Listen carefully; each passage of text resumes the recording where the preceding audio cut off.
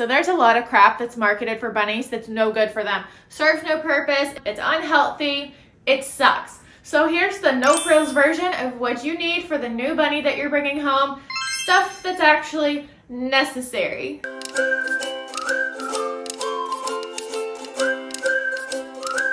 My name's Lexi. I have two bunnies, Denzel, who's 3, and Sully, who's almost 2 years old.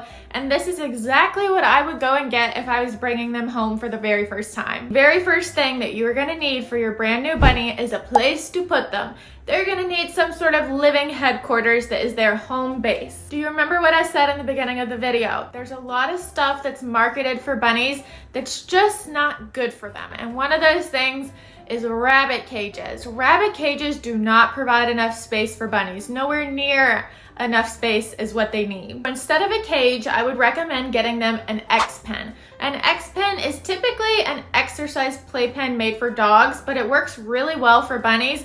Not to mention, it's a lot more affordable than rabbit cages. And the X-pen will provide enough room for them. So I think the general consensus online is that their living headquarters should be at least 12 square feet, okay? At the minimum, they need at least 12 square feet. If this is your first time ever owning bunnies, you'll quickly understand why they need so much space, okay? So you can do an X-pen, or you could even do CC grids and put them together. You just want to make sure that the panels are high enough that your bunny can't jump out. I think about 30 inches high is a good number.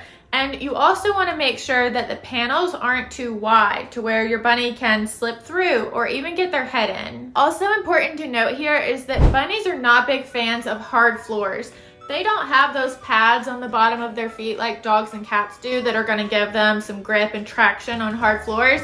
They are going to slip and slide probably. So it's definitely best to put down some sort of hard flooring in their living area so that they can comfortably and safely walk around.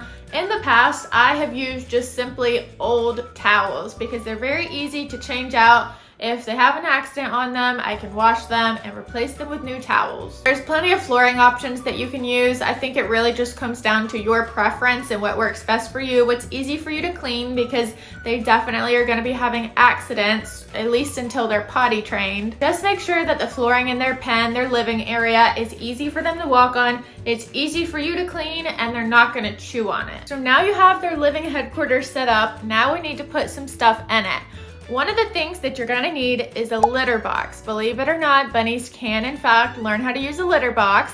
Some are gonna learn quicker than others, so when you first bring them home, definitely have a litter box ready for them. Maybe even 2 to 3 litter boxes, depending on the size space that you're able to work with and that you have available. Typically, their favorite spots to use the bathroom are in corners, so it's great if you can put the litter box in a corner. They also are creatures of habit, so they're gonna keep going in the same spot over and over again, or the same spots over and over again. So it may even be best to just watch them and see them for a few days, see where they like to go, and then place those litter boxes accordingly. However, I would advise against getting those tiny corner litter boxes that you see marketed for bunnies in pet stores. Again, just because it has a picture of a bunny on it does not mean it's going to work very well for them.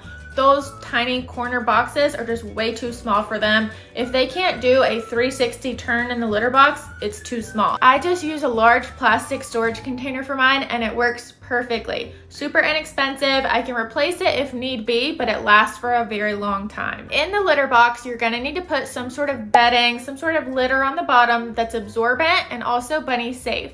So I use a recycled paper pellet, but there's other options as well. Another fun fact about bunnies is that they love to eat while they use the bathroom.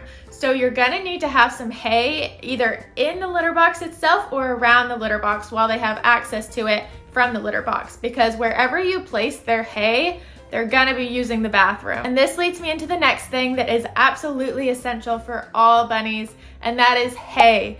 They are going to need hay available to them 24/7. It makes up the majority of their diet. Hay is so important for your new bunny. Depending on how old your bunny is, this will determine which hay is best for them. Bunnies younger than 6 months old typically get alfalfa hay, and bunnies older than 6 months are typically fed Timothy hay, but there's also some other varieties of hay that work just as well. The next essential you're gonna need for your new bunny is a food and a water bowl. I recommend using a water bowl over a water bottle. Again, marketed for bunnies, but not necessarily the best option for them because a water bowl is just much more natural for them to drink out of. The heavier bowls, the better, because bunnies can be quite stronger than they look. And if they feel like tipping over their food and water bowl, they will if it's not heavy enough. So try to find heavier ceramic bowls. And again, their food is going to be dependent on not only their age, but as well as their size. So I feed both of my bunnies a Timothy hay based pellet for adults because they're both adult bunnies.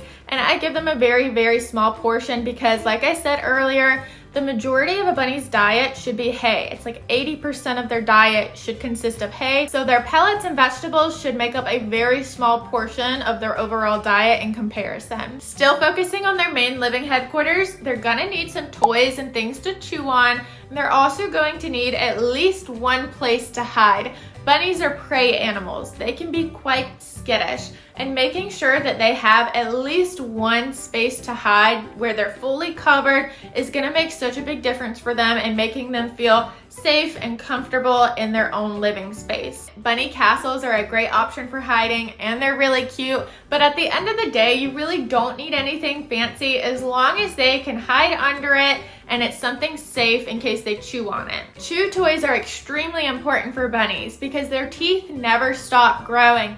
They are always going to want to have something to chew on, so it's much better to go ahead and establish good habits of chewing on toys and providing those things for them right off the bat so that they don't go and look for their own things to chew on like your furniture.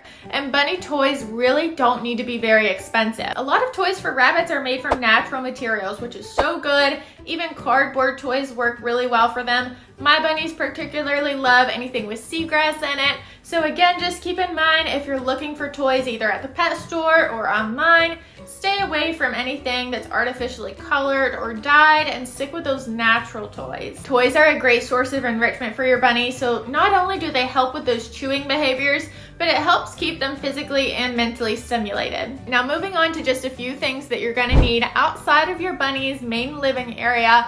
The first thing is a brush because bunnies shed a lot. So brushing them is an absolute must. Any brush will do as long as it's gentle on them and effective at removing that loose fur. This is the one that we use. Next, you're going to need a carrier for them. Whether you're taking them to the vet or when you're bringing them home for the very first time, they're going to need a safe space to travel. This is the one that we're using right now. It's big enough for both of my bunnies to comfortably fit inside. They can do a 360 turn, and all I do is put a towel in the bottom of it in case of any accidents while they're traveling, and I put hay in there and they're good to go. And last but not least, I would recommend having some sort of bunny emergency kit on hand at all times because bunnies can unfortunately have something go wrong with them quite quickly. And who knows, it may be at a time when you can't get them to the vet right away. So I keep a small emergency kit on hand, but what all to include in your emergency kit is best determined by your vet, so I will leave that one up to you. And that's about it. You don't need anything extravagant when you bring home your new bunny. You can keep it simple and add on things as you like as time goes, but these are the basics and what I would recommend for your new bunny. I hope that helps, and I'll see you next time.